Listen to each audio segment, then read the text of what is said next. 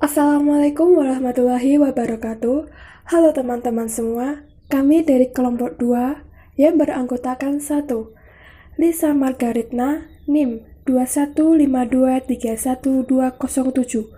2. Elis Juliana, NIM 215231232. 3. Adela Ika Febianti, NIM 215231237.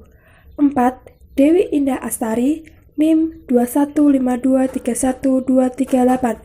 5. Zahra Sabila Adni, NIM 215231240. Kami akan mempresentasikan hasil kerja kelompok kami yang berjudul Berbahasa Indonesia yang Baik dan Benar. Nah, subtema pembahasan kali ini yaitu yang pertama, pengertian, kedua, kaidah bahasa, ketiga, manfaat, keempat, ciri-ciri, kelima, struktur, dan yang keenam, penggunaan bahasa. Langsung saja, selamat menyaksikan. Pengertian berbahasa Indonesia yang baik dan benar. Bagaimana bahasa Indonesia yang baik? Bahasa Indonesia yang baik adalah bahasa yang digunakan sesuai dengan norma kemasyarakatan yang berlaku. Tujuannya, agar informasi yang ingin disampaikan dapat diterima dan dipahami oleh lawan bicara dengan baik. Lalu, bagaimana bahasa Indonesia yang benar? Bahasa Indonesia yang benar adalah bahasa yang digunakan sesuai dengan aturan atau kaidah bahasa Indonesia yang berlaku.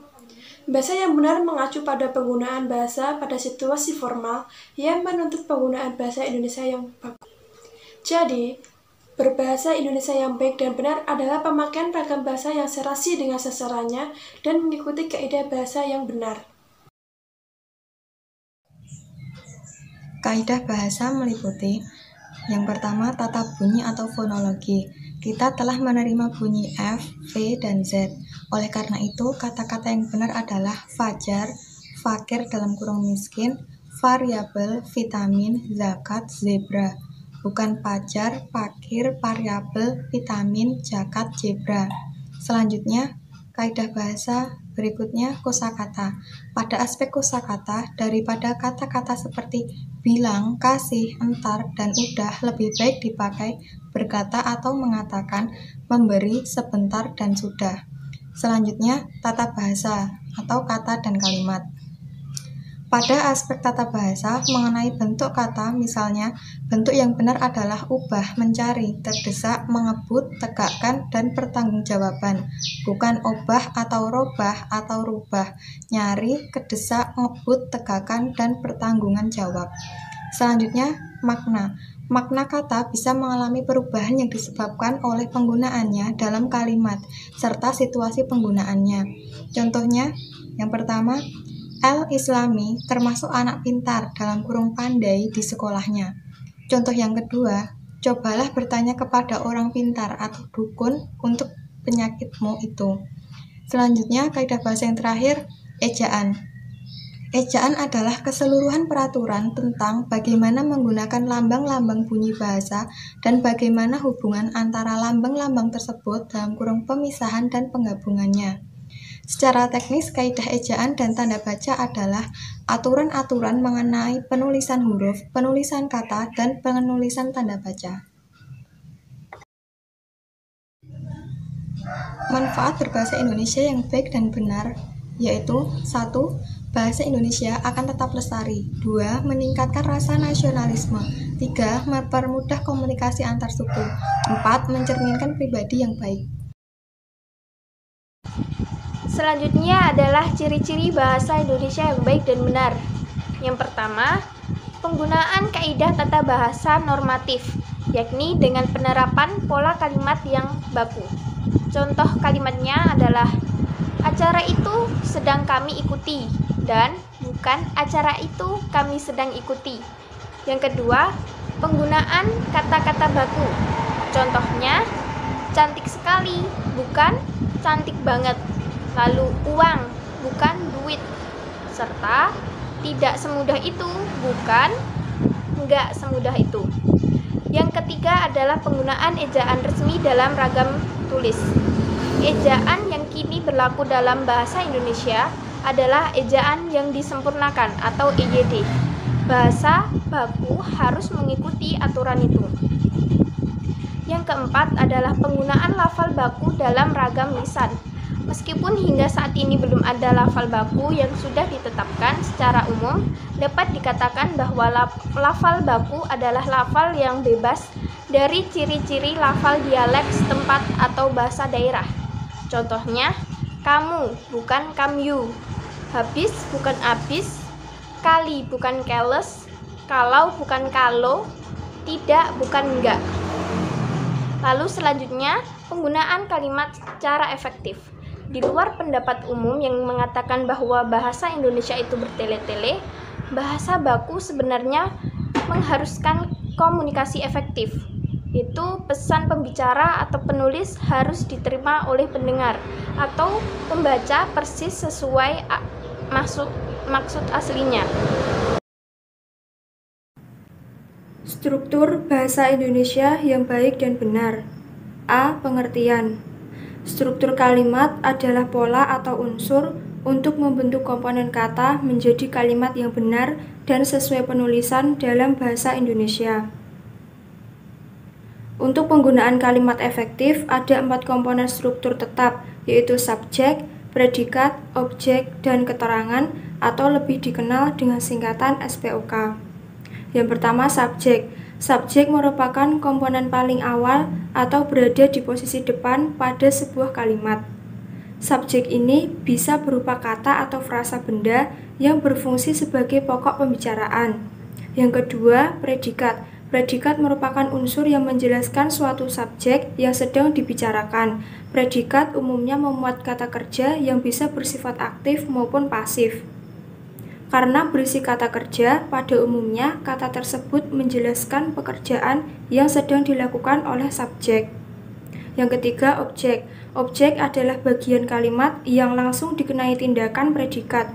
Objek dapat dikenali dengan melihat jenis predikat kalimat dan memperhatikan ciri khas tertentu objek, yaitu dapat menjadi subjek dalam kalimat pasif. Jika predikat kalimat bersifat aktif transitif, dipastikan objeknya berada tepat di depan predikat. Yang keempat, keterangan. Keterangan merupakan satu-satunya fungsi dalam kalimat yang tidak termasuk unsur inti atau bukan unsur inti. Unsur bukan inti dalam kalimat dapat dihilangkan tanpa mengubah esensi makna kalimat. Wujud keterangan dapat berupa nomina tunggal seperti kamar atau nomina yang berpreposisi seperti di kamar. B. Contoh struktur kalimat yang baik dan benar. Misal, Nina menulis buku harian di kamar. Subjek, Nina atau individu yang melakukan kegiatan. Predikat, menulis. Kegiatan yang dilakukan Nina adalah sebuah predikat. Objek, buku harian. Jabatan kata atau kegiatan yang sedang dikerjakan oleh Nina. Keterangan, kamar. Merupakan tempat kejadian atau keterangan tempat. C. Contoh pola kalimat. Kalimat berpola subjek predikat, ibu membaca. Kalimat berpola subjek predikat objek, ibu membaca buku. Kalimat berpola subjek predikat objek keterangan, ibu membaca buku di ruang tamu. Penggunaan bahasa Indonesia yang baik dan benar. Bahasa yang baik adalah bahasa yang sesuai dengan situasi. Sebagai alat komunikasi, bahasa harus efektif dalam menyampaikan maksud kepada lawan bicara. Karenanya, laras bahasa yang digunakan harus sesuai. Ada 5 laras bahasa yang dapat digunakan sesuai situasi. Berturut-turut sesuai derajat keformalannya, ragam tersebut dibagi sebagai berikut. 1. Ragam baku atau frozen digunakan dalam situasi hikmat dan sangat sedikit memungkinkan keleluasaan, seperti pada kitab suci, putusan pengadilan, dan upacara pernikahan. Yang kedua, ragam resmi atau formal digunakan dalam komunikasi resmi seperti pidato, rapat resmi, dan jurnal ilmiah. Yang ketiga, Ragam konsultatif digunakan dalam pembicaraan yang terpusat pada transaksi atau pertukaran informasi seperti percakapan di sekolah dan di pasar.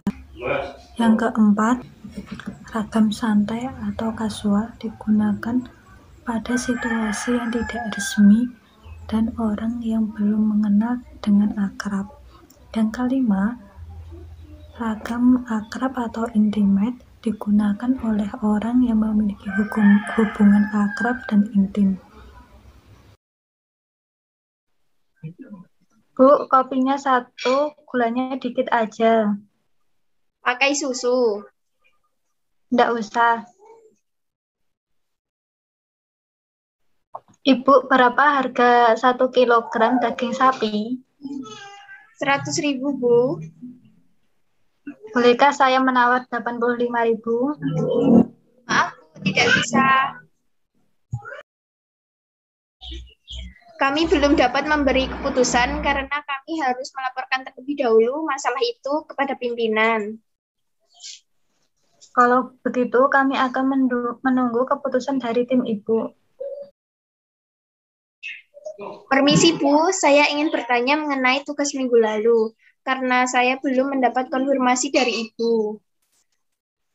Kamu sudah mengirim tugas tersebut ke email saya? Sudah, Bu.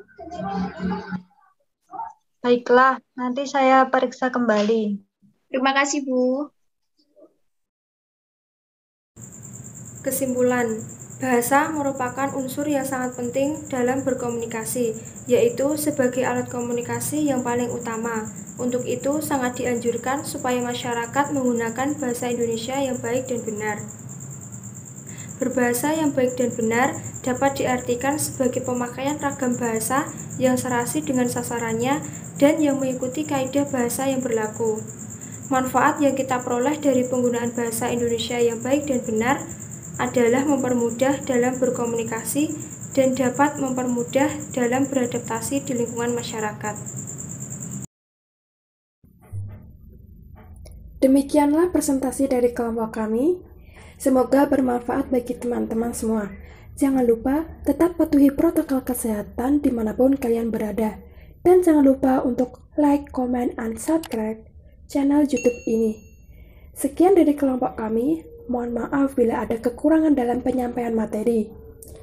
Akhir kata, wassalamualaikum warahmatullahi wabarakatuh.